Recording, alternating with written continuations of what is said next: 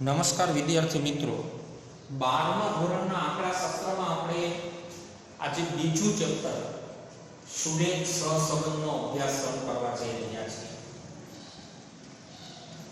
બીજું ચેપ્ટર સુરેખ સહસંબંધ અને ત્રીજું ચેપ્ટર સુરેખ નિયત સંબંધ બંને એકબીજા સાથે સંકળાયેલા ચેપ્ટર છે. અત્યારે આપણે બીજું ચેપ્ટર સુરેખ સહસંબંધનો અભ્યાસ શરૂ કરીએ તે પહેલા સહસંબંધના ચેપ્ટરમાંથી કુલ 12 ગુણનું આપણને પૂછવામાં આવશે બોર્ડની પરીક્ષામાં. એ 12 ગુણમાં વિભાગ A માં એક MCQ જેનો 1 ગુણ, વિભાગ B માં એક વાક્યનો પ્રશ્ન જેનો પણ 1 ગુણ, વિભાગ C માં 2 માર્ક્સનો એક પ્રશ્ન હોય છે, થિયરીનો પ્રશ્ન 2 માર્ક્સમાં, અથવા ઘણી વખત ટૂંકો દાખલો ત્યાં પૂછવામાં આવતો હોય છે. વિભાગ D માં પણ એ જ પ્રમાણે 3 ગુણનો એક પ્રશ્ન ક્યારેક પૂછવામાં આવે અથવા તો ટૂંકો દાખલો પણ ત્યાં પૂછવામાં આવતો હોય છે. અને વિભાગ 1 માં એક મોટો દાખલો જે 5 ગુણનો છે. આ રીતે આ ચેપ્ટરમાંથી કુલ 12 ગુણનું આપણે ધ્યાનમાં લેવાનું છે. 12 માર્ક્સનું આ ચેપ્ટર છે. હવે સહસંબંધ કોને કહેવાય, સહસંબંધનો ઉપયોગ શું, તેની ગણતરી કઈ રીતે કરવામાં આવે છે, એ બધા જ મુદ્દાઓનો અભ્યાસ અત્યારે આપણે કરવાનો છે. તો વિદ્યાર્થી મિત્રો, સહસંબંધનો અર્થ સૌથી પહેલા આપણે સમજી લઈએ. સહસંબંધ એટલે કોરિલેશન તરીકે જેને ઓળખવામાં આવે. સહસંબંધનો અર્થ સૌથી પહેલા સમજીએ આપણે. હવે વ્યવહારમાં ઉપયોગમાં લેવામાં આવતા જુદા જુદા કોઈ પણ બે ચલ હોય, એ બે ચલ વચ્ચેનો સંબંધ કયો છે, એ બે ચલ વચ્ચે શું કનેક્શન છે, એ જાણવા માટે સહસંબંધનો અભ્યાસ કરવામાં આવતો હોય છે. હવે જો વિદ્યાર્થી મિત્રો, અહીંયા આપણને સહસંબંધનો અર્થ આપણે સૌથી પહેલા સમજીએ. જો બે ચલની કિંમતમાં પ્રત્યક્ષ કે પરોક્ષ કાર્યકારણને લીધે એક સાથે ફેરફાર થતા હોય તો તે બે ચલ વચ્ચે સહસંબંધ છે તેમ કહી શકાય. હવે તમે વ્યવહારમાં ઉપયોગમાં લેવામાં આવતા કોઈ પણ બે ચલ ઉપાડી લ્યો. હવે એ બે ચલ વચ્ચે સહસંબંધ છે કે નહીં એ કઈ રીતે જાણી શકાય? હું તમને એક ઉદાહરણ આપું વિદ્યાર્થી મિત્રો. કોઈ બાળકની ઉંમર અને તેનું વજન, આવા બે ચલ લીધા છે. ચાલો, કોઈ બાળકની ઉંમર અને તેનું વજન. હવે ઉંમર અને વજન વચ્ચે કોઈ પણ પ્રકારનો સંબંધ હોઈ શકે? હા, ઉંમર અને વજન વચ્ચે, બાળકની ઉંમર અને વજન વચ્ચે સહસંબંધ હોઈ શકે. જેમ કે કોઈ બાળકની ઉંમર વધે તેમ સ્વાભાવિક છે સાથે સાથે બાળકનું વજન પણ વધે.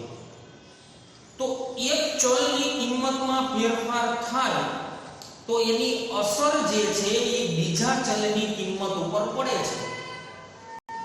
તો આપણે કહી શકીએ કે આ બે ચલ વચ્ચે સહસંબંધ છે. ઉંમર અને વજન, બાળકની ઉંમર અને વજન વચ્ચે સહસંબંધ છે. એટલા માટે અહીંયા આપણને કીધું છે બે ચલ, આપણે ઉંમર અને વજન લીધું, બે ચલની કિંમતમાં પ્રત્યક્ષ કે પરોક્ષ, ડાયરેક્ટ અથવા તો ઇનડાયરેક્ટ, ડાયરેક્ટલી ફેરફાર તમને જોવા મળે અથવા ઇનડાયરેક્ટલી ફેરફાર જોવા મળે. પ્રત્યક્ષ કે પરોક્ષ કાર્યકારણને લીધે, ફેરફાર થવાના કારણને લીધે એક સાથે ફેરફાર થતો હોય. બે ચલની કિંમતમાં એક સાથે ફેરફાર થતો હોય, કાર્યકારણને લીધે એટલે એક ચલની કિંમતમાં ફેરફાર થાય તો બીજા ચલની કિંમતમાં પણ ફેરફાર થાય. હવે આવા ફેરફારો પ્રત્યક્ષ હોય તોય ભલે અથવા તો આવા ફેરફારો પરોક્ષ હોય તોય ભલે, તો આવા બે ચલ વચ્ચે સહસંબંધ છે તેમ કહી શકાય. તો એક ઉદાહરણ મેં તમને આપી દીધું વિદ્યાર્થી મિત્રો. કોઈ બાળકની ઉંમર અને તેનું વજન. ત્યાર પછી પ્રત્યક્ષ ફેરફારનું ઉદાહરણ છે. ત્યાર પછી હજુ એક ઉદાહરણ હું તમને આપું વિદ્યાર્થી મિત્રો. ખેત ઉત્પાદન અને છત્રી અથવા તો રેનકોટનું વેચાણ. ખેત ઉત્પાદન, એક ચલ લીધો આપણે ખેત ઉત્પાદન, અને બીજો ચલ લઈએ છત્રી અથવા તો રેનકોટનું વેચાણ. હવે જો વિદ્યાર્થી મિત્રો, પ્રથમ દ્રષ્ટિએ આપણને એમ થાય કે ખેત ઉત્પાદન, ખેતીમાંથી થતું ઉત્પાદન અને છત્રી અથવા તો રેનકોટના વેચાણને શું સંબંધ છે? તો ખેત ઉત્પાદન અને છત્રી અથવા રેનકોટનું વેચાણ, આ બે ચલને જોડતો હજુ એક ચલ છે વરસાદ. તો વરસાદમાં ફેરફાર થવાને પરિણામે આ બે ચલની કિંમતોમાં ફેરફાર થાય છે. જો તો આવો ફેરફાર ડાયરેક્ટ ને ઇનડાયરેક્ટ ચેન્જીસ છે, પરોક્ષ ફેરફાર છે. જો વરસાદ સારો થશે તો ખેત ઉત્પાદન સારું આવશે અને છત્રી અને રેનકોટનું વેચાણ સ્વાભાવિક છે વધશે. જો વરસાદ જ ઓછો પડે અથવા તો નહીં થાય વરસાદ, તો ખેત ઉત્પાદન પણ સારું નહીં આવે અને છત્રી અથવા તો રેનકોટનું વેચાણ પણ સારું થશે નહીં. તો આવા બે પરોક્ષ ચલ કહેવાય કે જેમાં ડાયરેક્ટલી સંબંધ આપણને દેખાતો નથી, પણ એક વસ્તુ ક્લિયર છે, એક ચલની કિંમતમાં ફેરફાર થાય તો એની અસર બીજા ચલની કિંમત ઉપર જો પડતી હોય, એ પ્રત્યક્ષ રીતે પડતી હોય તો ભલે, અથવા તો પરોક્ષ રીતે એની અસર પડતી હોય તો પણ ભલે, તો આમાં બે ચલ વચ્ચે સહસંબંધ છે એમ કહી શકાય. તો હવે એક મુદ્દો ક્લિયર છે વિદ્યાર્થી મિત્રો કે આપણે જે ચેપ્ટર શરૂ કરવા જઈ રહ્યા છીએ એ ચેપ્ટરમાં આપણે એવા બે ચલ વચ્ચેના અભ્યાસ કરશું કે જે બે ચલ વચ્ચે સહસંબંધ હોય. હજુ પણ બીજા ઉદાહરણ આગળ આપણે જોઈએ તો સહસંબંધનો અર્થ આપણે સમજેલા છે. સહસંબંધ કેને કહેશું? તો કે બે ચલની કિંમતમાં પ્રત્યક્ષ કે પરોક્ષ કાર્યકારણને લીધે એક સાથે ફેરફાર થતા હોય, એક સાથે ચેન્જીસ થતા હોય બંનેમાં, તો તે બે ચલ વચ્ચે સહસંબંધ છે તેમ કહી શકાય. ચાલો આ વાતથી સહસંબંધની બે ચલ વચ્ચે સહસંબંધ છે કે નહીં એ જાણવા માટેની વાત. હવે આપણે આંકડા શાસ્ત્રમાં આપણા ચેપ્ટરનું નામ છે સુરેખ સહસંબંધ. તો બીજો એક અર્થ સમજીએ. સહસંબંધ કોને કહેવાય તો ખ્યાલ આવી ગયો. હવે સમજીએ સુરેખ સહસંબંધનો અર્થ. સુરેખ સહસંબંધ કોને કહેવાય? જ્યારે બે સહસંબંધિત ચલ, જો અહીંયા એક શબ્દ પ્રયોગ અત્યારથી કરી નાખેલો છે, કેવા બે ચલ હોવા જોઈએ? સહસંબંધિત ચલ હોવા જોઈએ. તો સહસંબંધિત ચલ કેને કહેવાય એ તો અહીંયા જ આપણે જોઈ લીધું. જ્યારે બે સહસંબંધિત ચલની જોડયુક્ત કિંમતોને આલેખ પત્ર પર દર્શાવવામાં આવે ત્યારે જો આલેખના બિંદુઓ એક જ સુરેખા પર હોય અથવા સુરેખાની ખૂબ જ નજીક હોય તો તેવા સહસંબંધ સુરેખ સહસંબંધ કહેવાય. તો તેવો સહસંબંધ સુરેખ સહસંબંધ કહેવાય. ચાલો આ અર્થને સમજવા માટે, આ અર્થને સમજતા પહેલા બે ઉદાહરણ હું તમને સમજાવું વિદ્યાર્થી મિત્રો. આપણે અહીંયા બે આલેખ સૌથી પહેલા સમજી લઈએ એટલે આપણને સરળતાથી સુરેખ સહસંબંધનો અર્થ સમજાઈ જશે. હવે મેં તમને કીધું કે બે ચલ હોય, કોઈ બાળકની ઉંમર અને તેનું વજન, તો આ ચેપ્ટરમાં વિદ્યાર્થી મિત્રો જે બે ચલ આપણે લેશું એમાં એક ચલને આપણે ચલ x તરીકે દર્શાવશું અને બીજા ચલને આપણે ચલ y તરીકે દર્શાવશું. ચલ x અને ચલ y ની કિંમતો. ચલ x જે છે એ માની લો કે બાળકની ઉંમર દર્શાવે છે અને ચલ y જે છે એ બાળકનું વજન દર્શાવે છે. તો આવી રીતે બે ચલ લેવામાં આવશે. એક ચલને x કહેવામાં આવશે, એક ચલને y કહેવામાં આવશે. તો એવા જ બે ચલ અહીંયા મેં લીધેલા છે કે કોઈ પણ બે ચલ હોઈ શકે હજુ એક ઉદાહરણ આપું. કોઈ વસ્તુનું વેચાણ અને તેમાંથી મળતો નફો. કોઈ વસ્તુનું વેચાણ અને તેમાંથી મળતો નફો, આ બે ચલ હોઈ શકે. માની લો કે ચાલો અહીંયા જ આપણે વસ્તુનું વેચાણ અને નફો એવા બે ચલ લીધા છે. માની લો તો વસ્તુના વેચાણના એકમો એને કહી દીધું ચલ x, અને એમાંથી મળતો નફો એને કહી દીધું ચલ y. એક એકમનું વેચાણ થશે તો 5 રૂપિયાનો નફો મળશે. 2 એકમનું વેચાણ થશે તો 10 રૂપિયા. 3 એકમે 15 રૂપિયા. 4 એકમે 20 રૂપિયા. 5 એકમે 25 રૂપિયાનો નફો થશે. તો ચલ x અને ચલ y ની કિંમતો આપણે ધ્યાનમાં લીધી. ચલ x અને ચલ y ની કિંમતો. હવે આપણે આ બે કિંમતો ઉપરથી આલેખ તૈયાર કરવો છે વિદ્યાર્થીઓ. તો આલેખ તૈયાર કરવા માટે x અક્ષ અને y અક્ષ અહીંયા મેં લીધા છે. x અક્ષ ઉપર ચલ x ની કિંમતો મૂકીએ અને y અક્ષ ઉપર ચલ y ની કિંમતો આપણે મૂકશું. x અક્ષ ઉપર ચલ x ની કિંમતો અને y અક્ષ ઉપર ચલ y ની કિંમતો. તો 1 2 3 4 5 x ની કિંમતો દર્શાવી, y ની કિંમતો 5 10 15 20 25 30 35 40 5 5 ના ગેપ અનુસાર દર્શાવી. હવે આપણે ચલ x અને ચલ y ની કિંમતોને એક પછી એક લેતા જાય અને આલેખ પત્ર ઉપર એના બિંદુઓ મૂકતા જાય. તો x ની કિંમત 1 ત્યારે y ની કિંમત 5 છે. ચાલો x ની કિંમત 1 ત્યારે y ની કિંમત 5 છે. તો 1 અને 5 ને જોડતું બિંદુ ત્યાં આપણે મૂકેલું છે.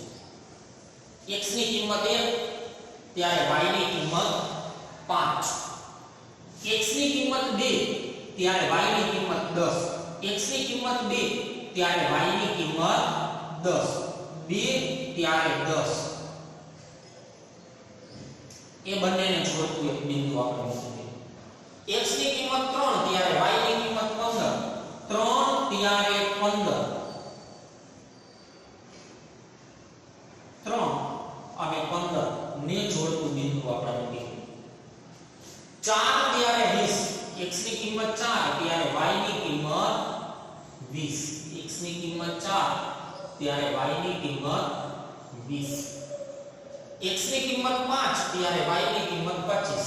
x ની કિંમત 5 ત્યારે y ની કિંમત 25. તો આલેખ પત્ર ઉપર આપણે બિંદુઓ મૂકીએ વિદ્યાર્થી મિત્રો, તો આ પ્રમાણે બિંદુઓ મળે છે. હવે આ બિંદુઓમાંથી આપણે એક સુરેખા પસાર કરીએ, એક રેખા પસાર કરીએ. તો જુઓ છો વિદ્યાર્થી મિત્રો, આ બિંદુઓમાંથી એક રેખા પસાર કરીએ તો એ રેખા જે છે કે આપણે આ રીતે પસાર કરી શકીએ. આ રીતે એમાંથી એક રેખા પસાર થાય.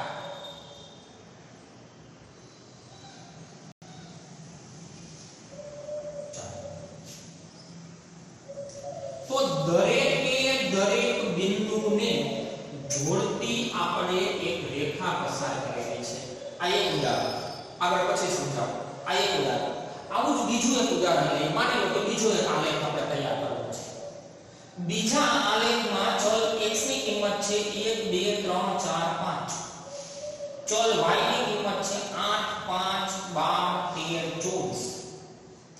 x ની કિંમત 1 ત્યારે y ની કિંમત 8, 2 ત્યારે 5, 3 ત્યારે 12, 4 ત્યારે 13 અને 5 ત્યારે 24. માની લો આ પ્રમાણેના બે ચલ આપણે લીધા છે.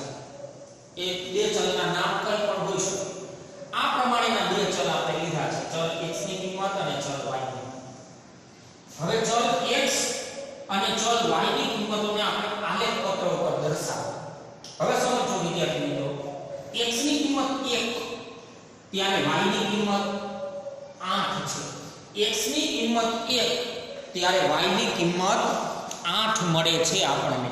તો આપણે 1 અને 8 ને જોડતું બિંદુ આલેખ પત્ર ઉપર મૂકવાનું થશે. 1 અને 8 ને જોડતું બિંદુ.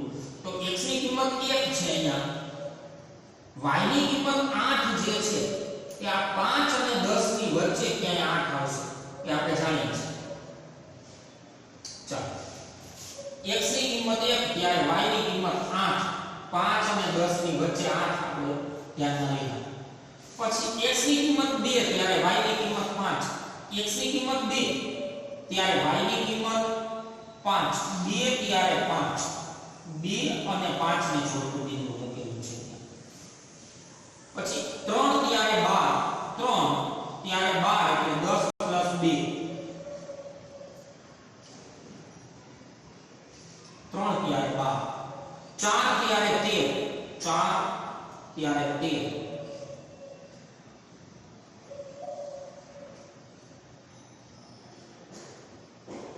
અને 5 ત્યારે 24. અચ્છા 4 ત્યારે આપણે ફેરફાર કરીએ. 4 ત્યારે 18 ધ્યાનમાં લઈએ. માની લો તમને સમજવામાં સરળતા રહેશે. 4 ત્યારે 18 તો 4 ત્યારે 18 એટલે 15 અને 20 ની વચ્ચે 4 ત્યારે 18, અને 5 ત્યારે 24, 5 ત્યારે 24 એટલે 25 - 1. હવે જો વિદ્યાર્થી મિત્રો અહીંયા આપણે એક સુરેખા પસાર કરીએ તો એ સુરેખા તમને આ રીતે મળે છે.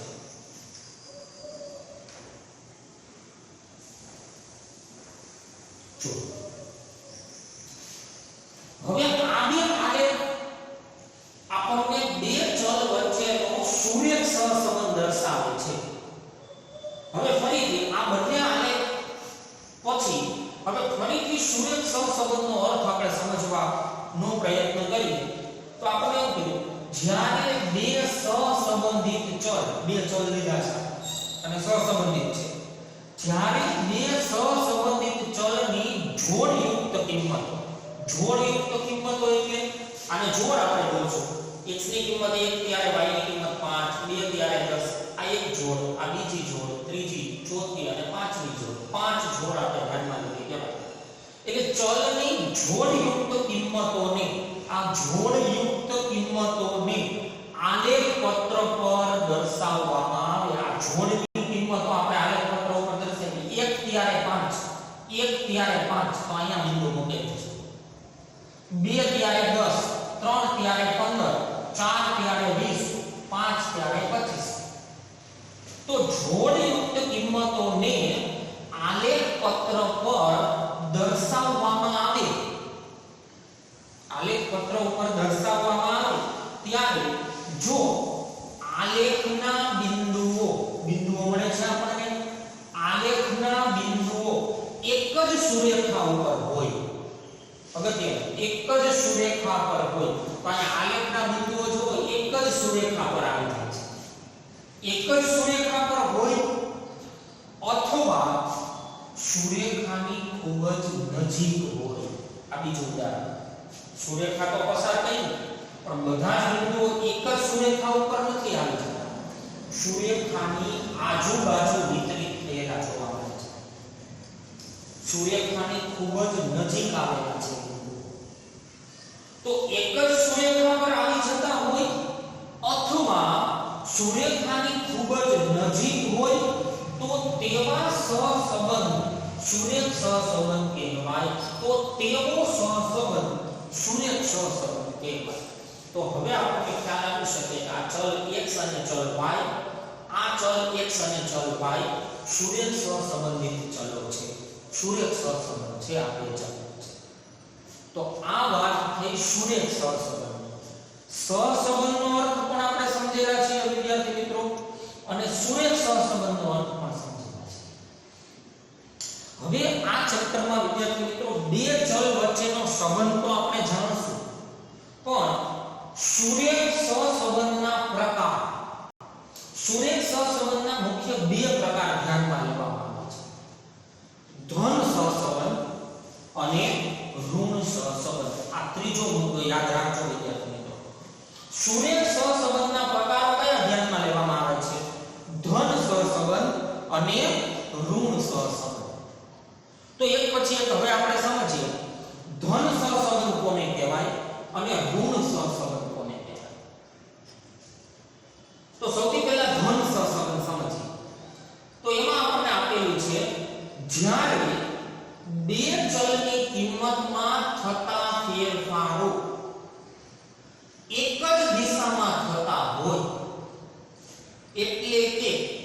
બંને ચલની કિંમતમાં વધારો થતો હોય, સૌથી અગત્યનો મુદ્દો વિદ્યાર્થી, બંને ચલની કિંમતમાં વધારો થતો હોય તો તે બે ચલ વચ્ચે ધન સહસંબંધ છે તેમ કહેવાય. ધન સહસંબંધ ક્યારે આપણે કહેશું? તો કે જ્યારે બે ચલની કિંમતમાં વધારો થતો હોય ત્યારે તેમાં બંને ચલ વચ્ચે ધન સહસંબંધ છે તેમ કહી શકાય.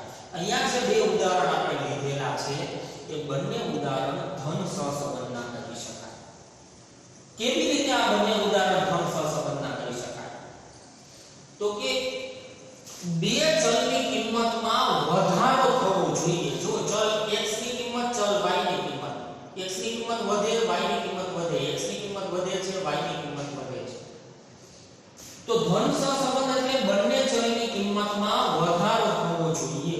તો એક ઉદાહરણ તો મેં તમને આપેલું છે વિદ્યાર્થી મિત્રો, કોઈ બાળકની ઉંમર અને તેનું વજન. એક ચલની કિંમતમાં વધારો થશે, ઉંમર વધશે તો સાથે સાથે વજન પણ વધશે. બીજું ઉદાહરણ, વરસાદ અને ખેત ઉત્પાદન.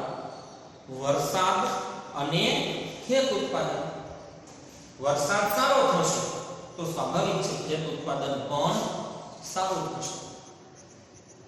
ત્યાર પછીનું હજુ એક ઉદાહરણ, વેચાણ અને નફો. કોઈ પણ ધંધામાં જેમ જેમ વેચાણ વધે તેમ તેમ સ્વાભાવિક છે કે ધંધાનો નફો જે છે એ વધશે. કોઈ પણ ધંધામાં જેમ જેમ વેચાણ વધે તેમ તેમ તે ધંધાનો નફો જે છે એ વધશે. વેચાણમાં વધારો થશે તો સ્વાભાવિક છે નફામાં પણ વધારો થશે. તો આવા ચલ જે છે એ ચલ વચ્ચે ધન સહસંબંધ કહેવાય. એક ચલની કિંમતમાં વધારો થાય, ઉંમર વધે તો વજન વધે, વરસાદ વધે તો ખેત ઉત્પાદન વધે, વેચાણ વધે તો નફો પણ વધે. તો આવા બે ચલ વચ્ચે ધન સહસંબંધ છે એમ કહેવાય. બે ચલની કિંમતમાં શું થવું જોઈએ? વધારો થવો જોઈએ, તો એને ધન સહસંબંધ કહેવાય. ત્યાર પછી ઋણ સહસંબંધ. જ્યારે બે ચલની કિંમતમાં થતા ફેરફારો એકબીજાની વિરુદ્ધ દિશામાં થતા હોય, અગત્યનું, એકબીજાની વિરુદ્ધ દિશામાં થતા હોય ત્યારે તે બે ચલ વચ્ચે ઋણ સહસંબંધ છે એમ કહેવાય. કોઈ પણ બે ચલ તમે લ્યો તો એ બે ચલમાં થતા ફેરફારો કેવા હોવા જોઈએ? વિરુદ્ધ દિશામાં ફેરફારો થતા. વિરુદ્ધ દિશામાં ફેરફારો થવા મતલબ કે કોઈ એક ચલની કિંમતમાં વધારો થાય તો બીજા ચલની કિંમતમાં સામે ઘટાડો થાય. કોઈ એક ચલની કિંમતમાં ઘટાડો થાય તો સામે બીજા ચલની કિંમતમાં વધારો થાય. તો આવા બે ચલ વચ્ચે ઋણ સહસંબંધ છે તેમ કહી શકાય.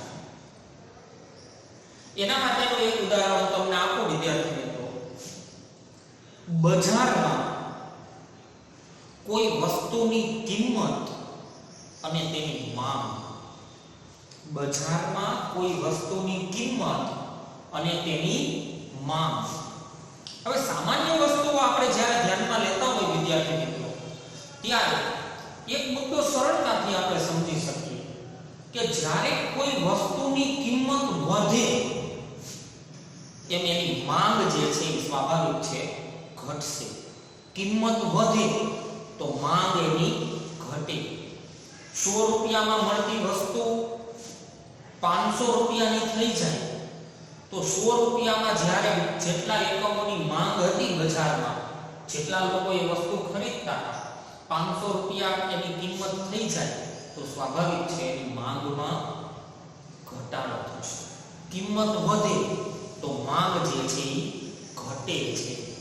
તો આ ફેરફાર જે છે, આ બે ચલની કિંમતમાં થયેલા ફેરફાર જે છે એ વિરુદ્ધ દિશામાં થયેલા ફેરફારો કહેવાય. એક ચલની કિંમત વધે છે તો બીજા ચલની કિંમત ઘટે છે. એક ચલની કિંમત ઘટે તો બીજા ચલની કિંમત વધે છે.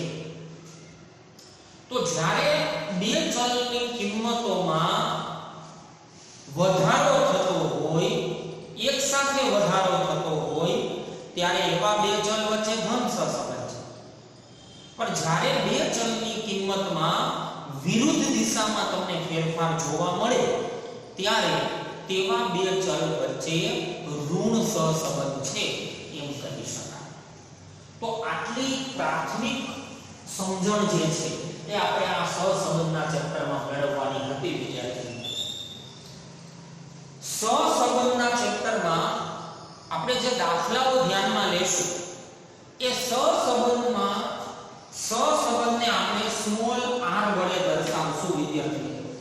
સહસંબંધને કેના વડે દર્શાવશું આપણે? સ્મોલ r વડે. કોરિલેશન એટલે સહસંબંધનો સંકેત જે છે એ સ્મોલ r છે.